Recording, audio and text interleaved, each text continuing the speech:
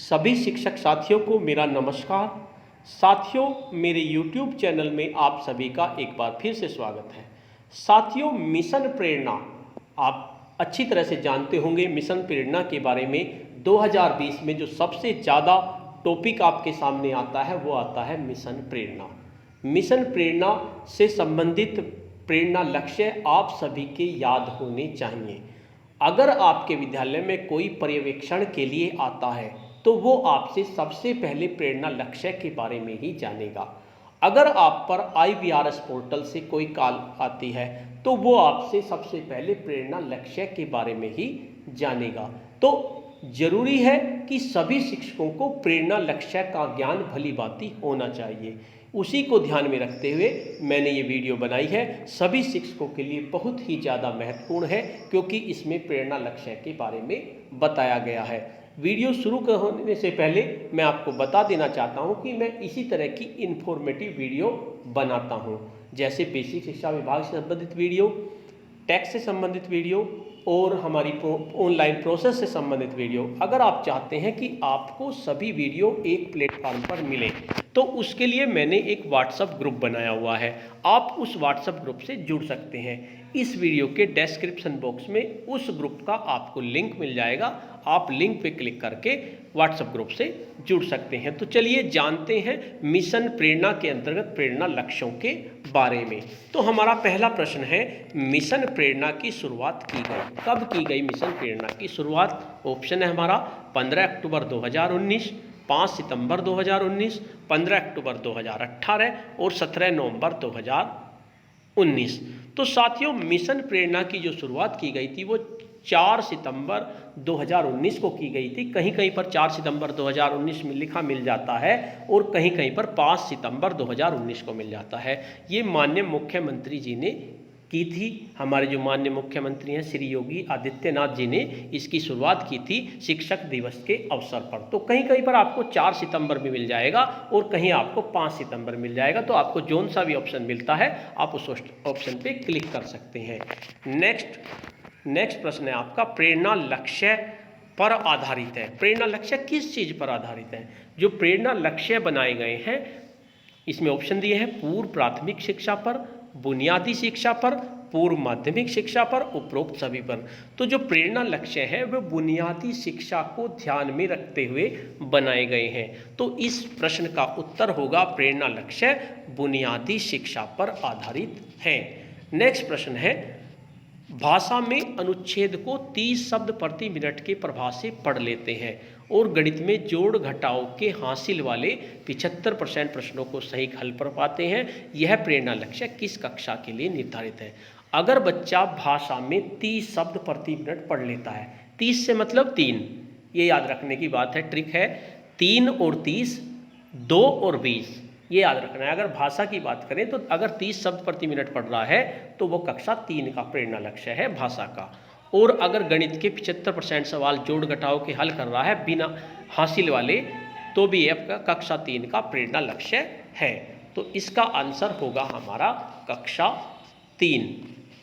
Next प्रश्न आते हैं, कक्षा 1 के लिए निर्धारित प्रेरणा लक्ष्य क्या है?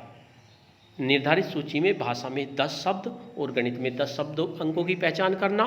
निर्धारित सूची में भाषा में 5 शब्द और गणित में 10 अंकों की पहचान करना। निर्धारित सूची से भाषा में 5 शब्द और गणित में 5 अंकों की पहचान करना। निर्धारित सूची से भाषा में 5 शब्द और गणित में 10 अंकों की पहचान करना। तो साथियों, कक्षा 1 में अगर बच्चा है और उसके सामने हम ब्लैक बोर्ड पर बहुत सारी संख्याएं लिख दें, बहुत सारे शब्द लिख दें और अगर शब्दों में से वो 5 शब्द पहचान लेता है तो वो कक्षा 1 का बच्चा है, उसके लिए प्रेरणा लक्ष्य है। और इसी तरह से बहुत सारी संख्याएं लिखी हुई हैं, अगर उन संख्याओं में वो 5 संख्याओं को पहचान कर पढ़ लेता है तो ये प्रेरणा लक्ष्य है। तो कक्षा 1 का प्रेरणा लक्ष्य होगा आपका आंसर नंबर 3, निर्धारित सूची में भाषा में से 5 शब्द और गणित में 5 अंकों की सही पहचान। नेक्स्ट प्रश्न है, प्रेरणा ब्लॉक लक्ष्य को प्राप्त करने वाले ब्लॉक को प्रेरक ब्लॉक घोषित किया जाएगा। अगर ये 10 के 10 प्रेरणा लक्ष्य एक ब्लॉक के कम से कम 20 विद्यालय प्राप्त कर लेते हैं तो उन्हें प्रेरणा ब्लॉक घोषित कर दिया जाएगा। जब जनपद के सभी ब्लॉक प्रेरित हो जाएंगे फिर जनपद की बात आती है कि सारे ब्लॉक प्रेरक ब्लॉक घोषित हो जाएं। इसी प्रकार राज्य में सभी जनपदों के प्रेरक जनपद घोषित किए जाने का यह माना जाएगा कि राज्य हमारा प्रेरक राज्य बन गया है। तो यह समय सीमा निर्धारित की गई है। फिलहाल ये समय सीमा मार्च 2022 निर्धारित की गई है, यानी मार्च 2022 तक अपने प्रदेश को प्रेरक प्रदेश बनाना है।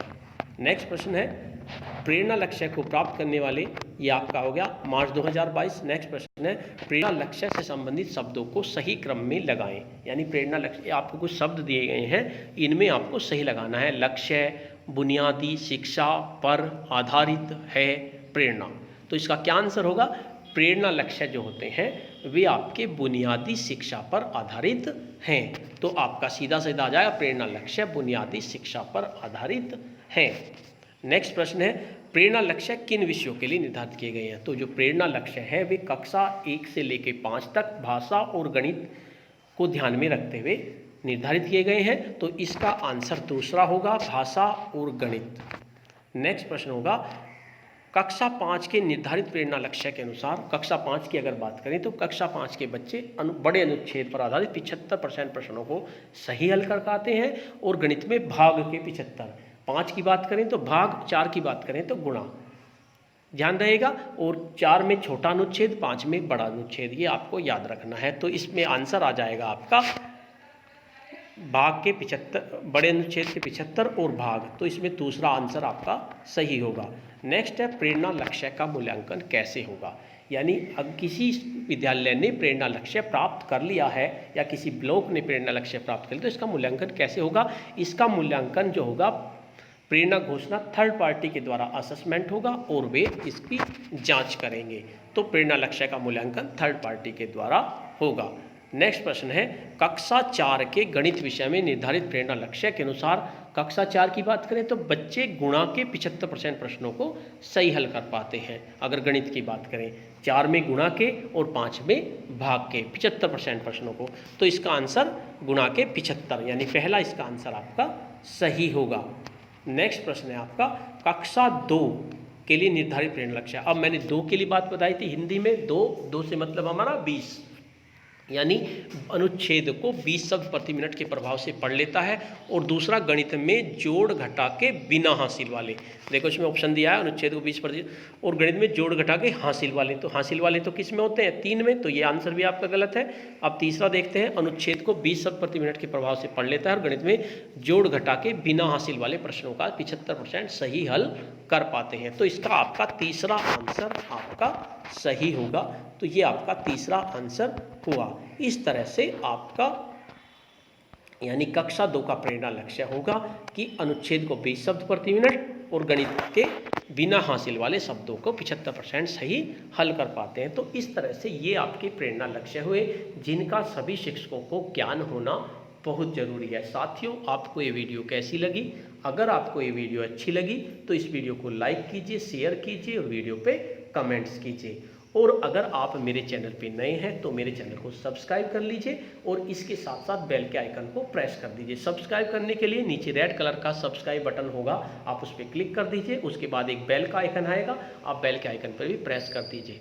और अगर आप चाहते हैं कि इस तरह की वीडियो आपको निरंतर मिलती रहें और एक प्लेटफॉर्म पर मिलती रहे, तो उसके लिए मेरे व्हाट्सएप ग्रुप को ज्वाइन कर लीजिए। ग्रुप का लिंक आपको वीडियो के डिस्क्रिप्शन बॉक्स में मिल जाएगा, वहाँ से आप क्लिक करके मेरे ग्रुप से जुड़ सकते हैं। धन्यवाद।